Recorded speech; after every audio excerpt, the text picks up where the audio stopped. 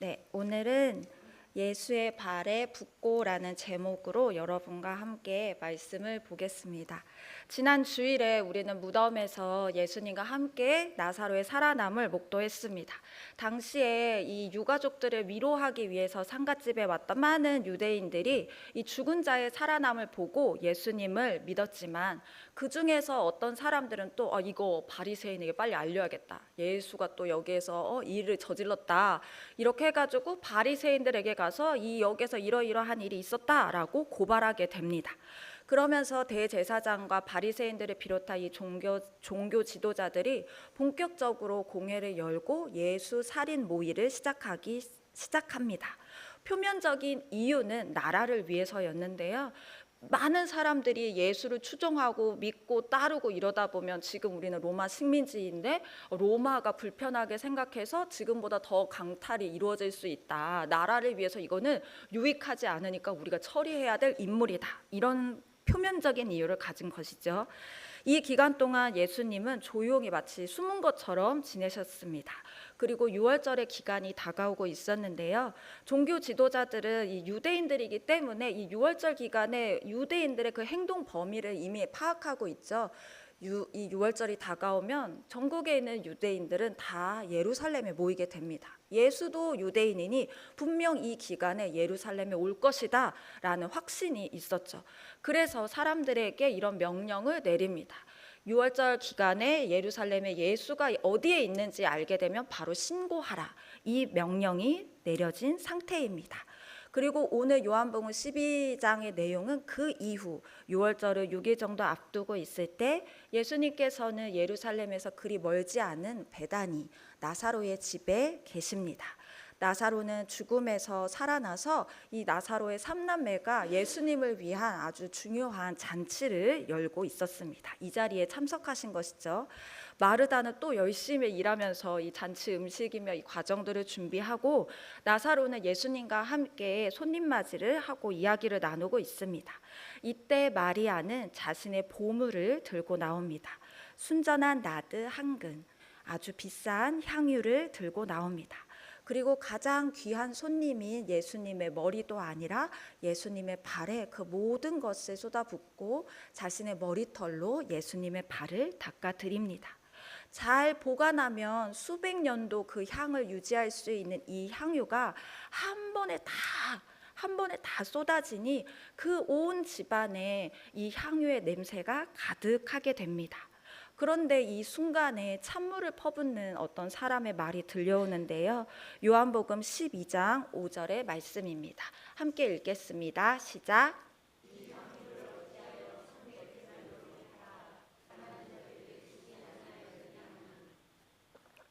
네, 요한복음 12장에서는 이 사람을 제자 중에 하나, 가룟 유다라고 말하고 있고, 마태복음에서는 제자들이 이런 말을 했다 그러고, 마가복음에서는 여러 사람들이 이런 말을 했다고 나와 있습니다.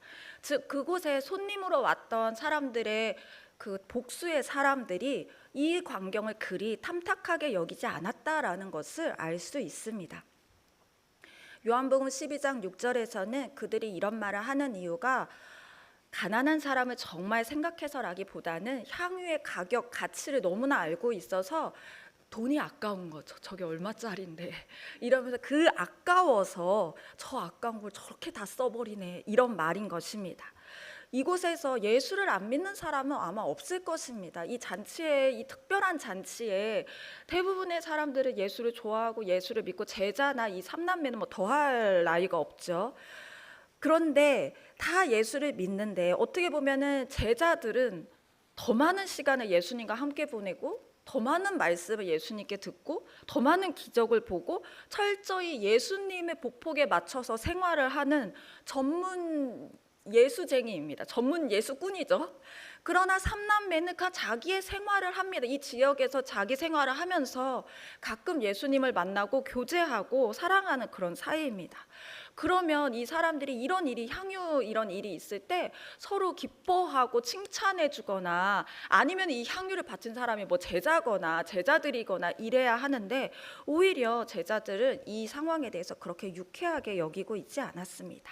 왜 이런 차이를 보이고 있을까요? 왜 어떤 사람은 아까워하지 않고 막 그냥 온전한 기쁨으로 주님께 막 드리고, 어떤 사람은 저 아까운 것을 이렇게 하면서 자기를 보류하게 될까요?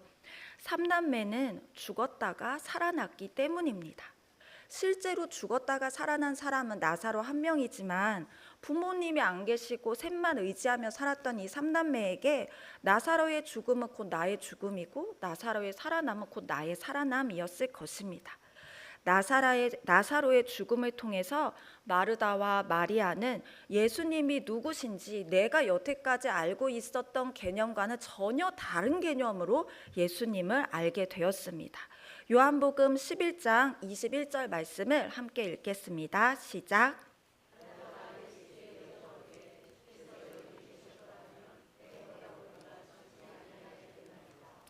네, 예수님이 여기 계셨더라면, 우리 오빠 아직 숨 붙어 있을 때 오셨더라면, 기회가 있을 때 예수님이 찾아오셨더라면 그때는 결과가 달라졌을 텐데 라는 말이었죠. 이 마르다와 마리아는 예수님이 어떤 분인지, 구원자이신지, 하나님의 아들이신지 그들의 말의 고백 속에 다 알고 있음에도 불구하고, 이 주님도 역시 시간의 제한을 받는다, 기회의 제한을 받는다라고 생각했습니다. 예수님도 한계가 있다라는 생각을 가지고 있었습니다. 그러나 죽은 지 사흘이라는 시간이 지났음에도 불구하고 이 나사로를 다시 살리신 예수님을 통해서, 예수님이 바로 시간의 주인이시고 생명의 주인이라는 것을 직접 경험하게 되었습니다. 인생의 최악의 순간에, 다 끝났다고 하는 그 순간에 예수님이 생명을 주신 것입니다. 죽은 자가 산 자가 되는 사건이 일어난 것입니다. 그러면 죽은 자였던 내가 다시 산 자가 되었는데, 이제부터 내 삶은 무엇이겠습니까? 덤입니다. 덤으로 얻어진 인생입니다. 예수님을 진짜로 알게 되면 나는 진즉에 이 죄 때문에 죽어야 하는데, 이 땅을 살아가고 있는 나는 날마다 덤이구나 라는 것을 깨닫게 됩니다. 내 인생은 주님께 덤으로 받은 것인데 이 은혜를 어떻게 갚을까? 이게 숙제인 것이죠. 지금부터 드릴 수 있는, 지금 내가 가지고 있는 최선을 드리자. 그게 바로 은혜를 경험한 사람들의 삶의 고백입니다. 은혜를 구경한 사람들은 절대 알 수 없는 은혜를 경험한 자들의 삶의 모습입니다. 향유가 아까운 게 아니라 받은 게 너무 커서, 내가 이 삶을 받은 게 너무 커서 이거 말고 뭘 더 드릴 수 있나, 뭘 더 주님께 드릴 수 있나를 부담이 아니라 기쁨으로 생각합니다. 부모 자식 간의 사랑을 가장 순수한 사랑이라고도 우리가 표현하는데, 여러분들께서도 이제 고향에 가시고 이러면 부모님이 계시면 부모님도 뭐를 챙겨주시고, 뭐 형님들이 계시면 형님들도 뭐를 챙겨주시고, 저도 가끔 거리가 이렇게 부모님과 저희 집의 거리가 매우 가까운데도 부모님 집에 가끔 가면은 막 뭐를, 김치부터 과자까지 쌀까지 다 챙겨주시려고 하는 그 마음, 그냥 다 주고 싶은 거죠. 그 속에서 기쁨을 부모님들은 누리는 거죠. 저희도 주님이 우리의 부모시지만 주님께 은혜를 받을 때 드리면서 부담이 아니라 순수한 기쁨, 시간도 드리고 싶고 물질도 드리고 싶고 감사도 드리고 싶고, 뭐 어떻게 이 사랑을 고백해야 되나, 그런 기쁨을 누리게 됩니다. 그러나 또 어떤 사람들은 예수님을 믿으면서도 자기 의를 고집합니다. 자기 의라는 것은 내가 옳다라고 하는 확신입니다. 이런 사람들은 자신이 내놓는 것을 희생으로 생각하기 쉽습니다. 지금 이 상황에 보면 자신들의 향유도 아니에요. 남의 향유입니다. 남의 향유를 자기가 내놔서 주님께 드리는데도 그걸 아까워하는 사람들입니다. 굳이 제자들까지 얘기할 필요도 없고, 이 삼남매의 집에서도 이전에 이미 이런 일이 있었습니다. 누가복음 10장 40절의 말씀입니다. 함께 읽겠습니다. 마르다는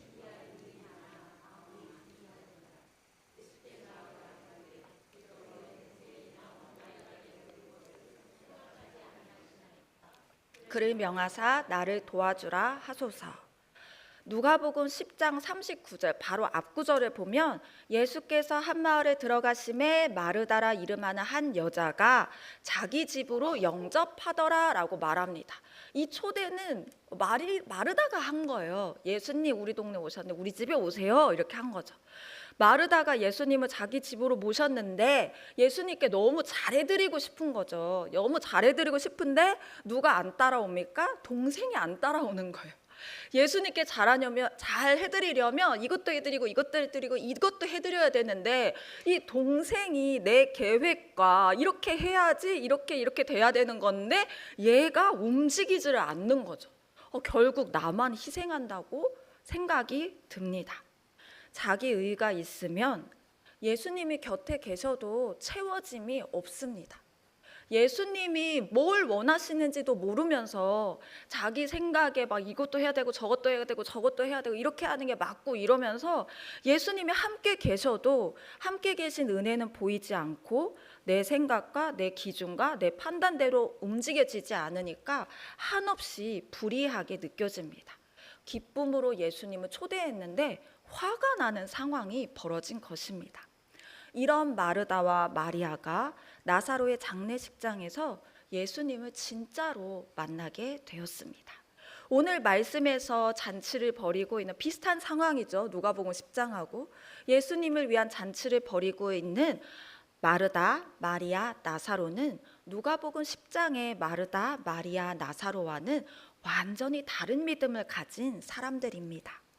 교회는 은혜를 깨달아서 주님께 한없이 감사하고 주님께 뭘 드려야 하나 하는 사람들과 예수님도 좋아하고 예수님도 알고 경험도 있지만 자기 의를 포기하지 못하는 사람들이 다 섞여져 있습니다.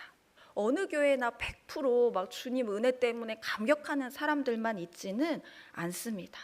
가만히 보면 은혜를 알고 은혜에 감격하는 사람들은 너무 많은 일도 하고 보기에 정말 너무 애쓰는데 그럼에도 불구하고 주님이 도와주셔서 이 일이 이렇게 쉽게 됐다라는 고백들을 합니다. 도와준 내용을 들어보면 대단치도 않아요. 본인이 다 하신 것 같은데? 이런 생각이 드는데 그 작은 것도 주님이 도와주셔가지고 이 일이 이렇게 잘 이루어졌어요. 힘들긴 했는데 그래도 이런 은혜가 있었어요. 이렇게 고백을 하십니다. 자기 의가 있는 사람들은 이게 맞는데 왜 이게 이렇게 안 되는 거지? 이렇게 해야 되는데 왜 이게 이렇게 안 되는 거지? 하면서 교회를 사랑하고 좋아하지만 교회 올 때마다 좀 화가 납니다. 이게 안 맞는 게 너무 보이기 때문이죠. 자기 의를 가진 사람들이 틀린 말을 하고 있는 건 아닙니다. 그러나 그 속에는 자기의 변화는 없이 타인에 대한 정죄만 남아 있습니다. 제가 이제 수요 예배를 할 때 제가 찬양을 인도하게 되지 않습니까? 그럴 때마다 제가 저의 수요일 반주자이신 박하영 집사님께 굉장히 감사한 마음이 들어요. 저는 이제 음정 박자가 잘 안 맞는 사람인데 음악을 전공한 사람들은 음정 박자에 굉장히 예민하시잖아요. 저분이 저를 고치려고 했으면 저는 맨날 울었을 거예요. 왜냐하면 저도 알아요. 틀리는 걸. 그렇지만 되돌아올 수가 없어요.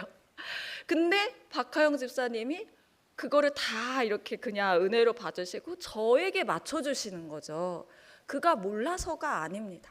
아는데 저의 연약함을 넘어서 예배를 위해서 저에게 맞춰주고 있는 것입니다.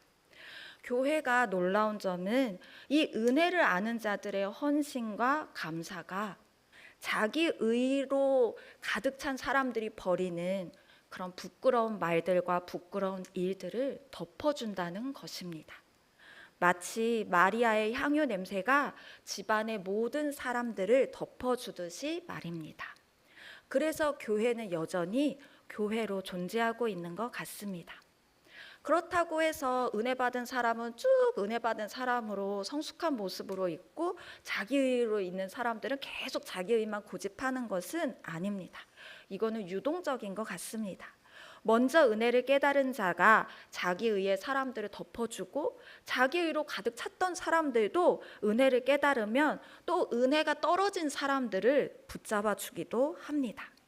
나사로 3남매가 나사로의 죽음으로 가장 연약하고 괴로운 날에 예수님 안에서 영적으로 죽었다가 다시 살아나는 새 경험을 하면서 이들의 믿음이 다시 세워졌던 것처럼 제자들에게도 그런 날이 있었습니다.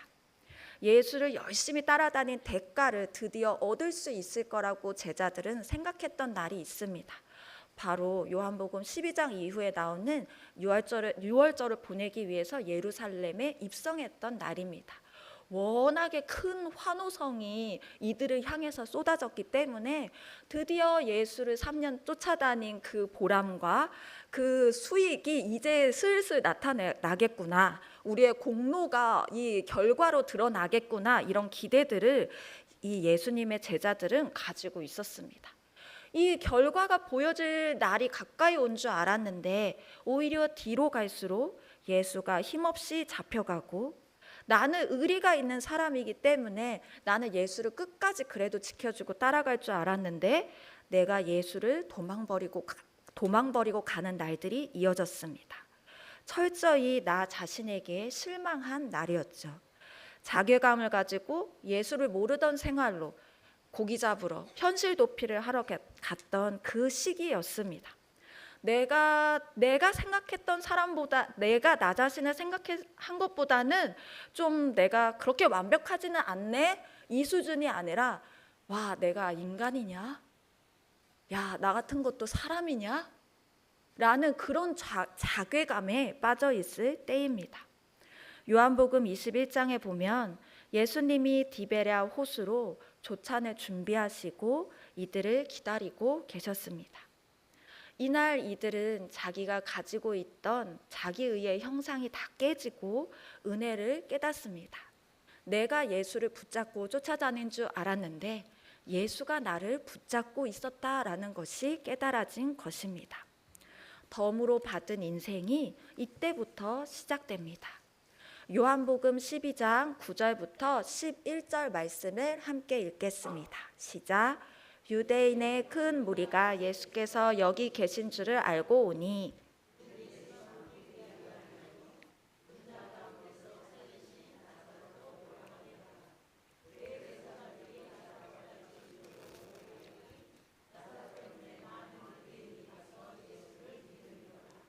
아멘. 예수님이 나사로의 집에 있다는 것을 많은 사람들이 알게 되었고 종교 지도자들도 알게 되었습니다.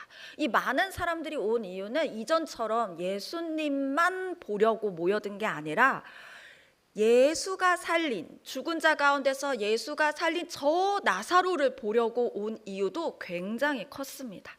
나사로 때문에, 여기에서 나사로 때문에 많은 유대인들이 예수를 믿었다라고 표현하고 있습니다. 그러자 대제사장들과 이 종교 지도자들은 나사로까지 죽이려고 계획을 짭니다. 정말 놀라운 일이 아닙니까? 저는 예수를 죽이고 제자들을 죽이고 싶어 하는 게 아니라 예수 죽이고 나사로를 죽이고 싶어 했다는 거죠. 누가복음 9장, 마태복음 10장, 마가복음 6장에 보면 예수님께서 제자들을 파송 보내시면서 병 고치는 은사도 주시고 귀신을 쫓아내게 하는 능력도 주시면서 제자들이 그 마을마다 다니면서 그 능력을 보이고 귀신도 쫓아주고 병 고치는 그 역사가 일어납니다. 그런데도 그 제자들을 통해서 예수를 믿었다, 이 제자들을 보고 종교 지도자들이 제자들을 죽이고 싶어 했다라는 내용이 나오지 않습니다. 죽었다가 살아난 나사로를 보고 종교 지도자들은 죽이고 싶어 했다고 나옵니다. 왜 그렇습니까? 죽었다가 예수가 다시 살린 이 나사로가 살아있는 한 사람들은 나사로를 볼 때마다 예수님을 생각하게 되고 예수님의 능력을 생각하게 되기 때문입니다. 나사로가 이 땅에 하루를 살면 이 땅에 예수가 하루를 살아있는 것과 똑같은 것이기 때문입니다. 나사로가 언변이 좋아서 전도를 한다거나 나사로가 죽었다가 살아나서 갑자기 어떤 능력을 얻게 됐다는 얘기는 하나도 나와 있지 않습니다. 나사로는 그 은혜로 그냥 살아가는 사람으로 나오고 있습니다. 그런데 세상이 은혜를 가지고 살아가는 사람을 두려워했다는 것입니다. 종교 지도자들이 언제 예수님의 제자들을 두려워했습니까? 이 마을로 다니면서 능력을 펼칠 때도 아니고 예수님을 잡아갈 때도 아닙니다. 예수님이 십자가에서 죽으시고 나서 안식 이후 첫날에 제자들이 그 한 집에 모여 있다고 했는데 이들이 그냥 유대인들을 두려워했다는 거지, 본격적으로 예수 제자들 다 죽여라 라는 말이 선포됐다라는 내용도 없습니다. 그런데 사도행전 2장에 이미 요한복음에서 가장 부끄러운 모습으로 예수님을 만났던 제자들이 예수님의 말씀대로 함께 모여서 성령을 구하고 성령의 충만함을 경험한 제자들이 사도들의 직업이 바뀐 것도 아닌데, 그 이후에 이 사도들의 모습을 보고 종교 지도자들은 이 사도들을 죽이고 싶어 했습니다. 이들의 말과 행동, 선택 등을 통해서 예수님의 모습이 보였기 때문입니다.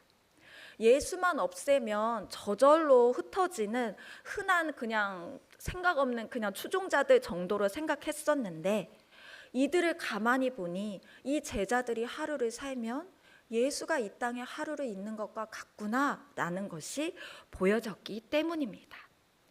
자기 의가 있으면 주님의 능력이 있어도 예수님이 보이지 않는데, 자기 의가 깨어지면 예수님이 보이기 시작합니다. 요한복음 12장 12절을 읽겠습니다. 그 이튿날에는 명절에 온 큰 무리가 예수께서 예루살렘에 오신다는 것을 듣고, 요한복음 12장 12절에서는 베다니에서의 잔치 이후에 그 이튿날 예수님이 십자가의 길을 가기 위해 예루살렘으로 입성하십니다. 예수님은 제단 위의 번제물로 우리를 위해서 나아가신 발걸음이었습니다. 세상이 보기에는 바보 같은 발걸음이고 우리에게는 은혜였습니다. 이 은혜가 믿어지는 역사가 우리에게 있기를 기도합니다. 예수님의 발에 붙는 귀한 향유는 우리가 지금 드릴 수 있는 최선의 모습일 것입니다.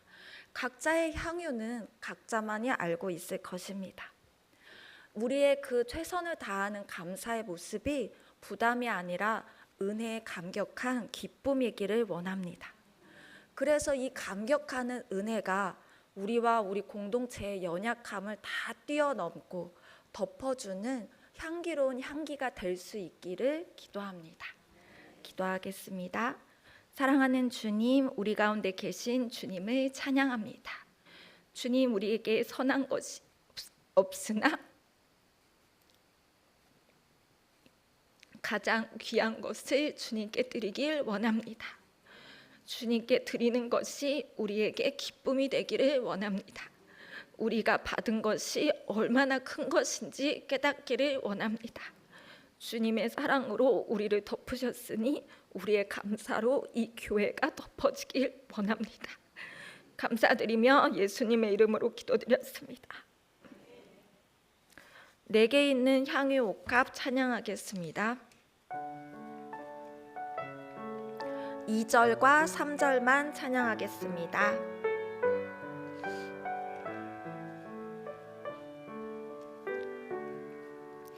내